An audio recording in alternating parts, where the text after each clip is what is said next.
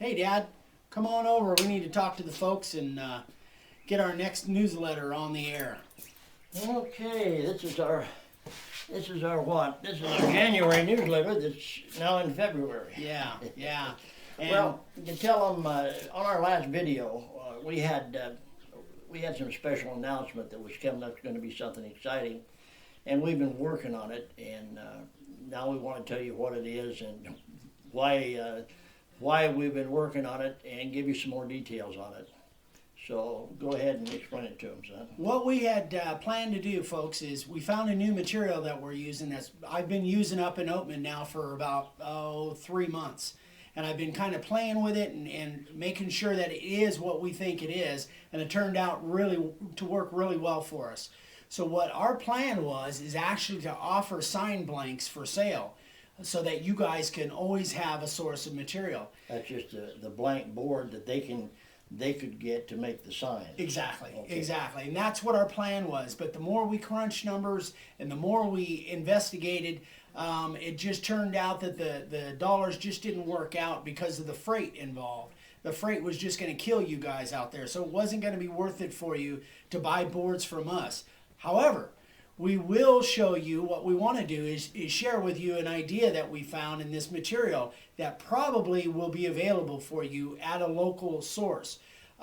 So what we want to do is just, again, apologize for being late, let you know kind of what's going on, why there was a delay in it. But the more we crunch numbers, it just didn't work out. It wasn't going to be right for you guys. So we want to bring in, we're probably going to shut the camera off now, and we're going to bring this new material in and show you some aspects of it, some signs that we made out of this material, and tell you the kind of the pros and the cons of using this new material. Some of the do's and don'ts, Yeah. and why we like the material and why it's different than what we've used in the past, to give you an insight on how you can make more money with your signs by using this material. So I'm gonna go get some of the material and bring it in, but we'll shut the camera off in the meantime. So we'll be right back to you.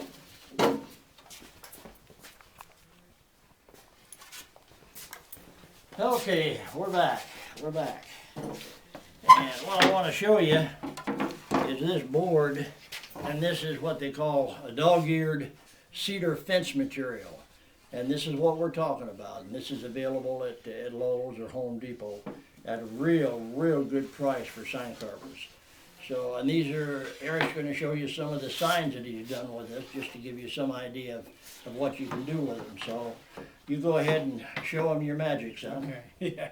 Well, first of all, this material comes in 1x6 or 1x4. Generally 6 foot long. You might find some 8 footers where you're at. I'm not sure, but I'm pretty sure that cedar fencing is available pretty much nationwide. From everything that we found out, I'll take my glasses off because I don't need them. We find that what we buy comes into Home Depot or Lowe's from Phoenix, so we're not sure what the supplies are out across the country. Probably in Texas, almost certainly.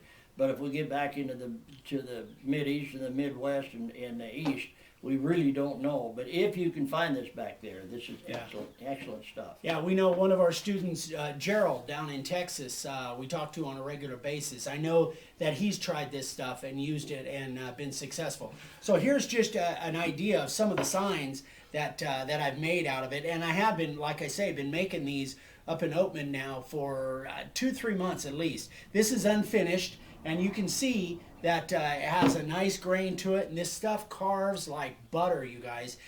Again, there is some do's and don'ts and some pros and cons that we'll go over, but if you find the right material, this cedar fencing, if it's dry enough, and again, we'll go over some of the issues, it carves just awesome. It carves so much better than anything I've ever carved. Again, here's one that I carved that's got a finish on it, and it just works out really well. Here's one of the Live to Ride signs again, and you're going to find stuff that has different variations of color. And what I found out is that prior, I've always wanted to use redwood because it was dark and it looked good with a finish on it. However, what I'm finding is that a lot of my customers, they'd rather have a lighter color board because the black ink is more of a contrast and it seems to stand out more. And so you guys know, I mean, we're still learning on a regular basis too, and we want to share whatever we've got with you guys so that we can save you guys some of the hassle. Now, just to give you an idea, this board here is one that's cut off, but at a 6-foot board, it cost us in Arizona retail, one at a time, less than $2. As an example, I was paying for redwood, I was paying about almost $16 for a 1x6 8-foot. So you can see how the material price per board is just dropped down to like way down.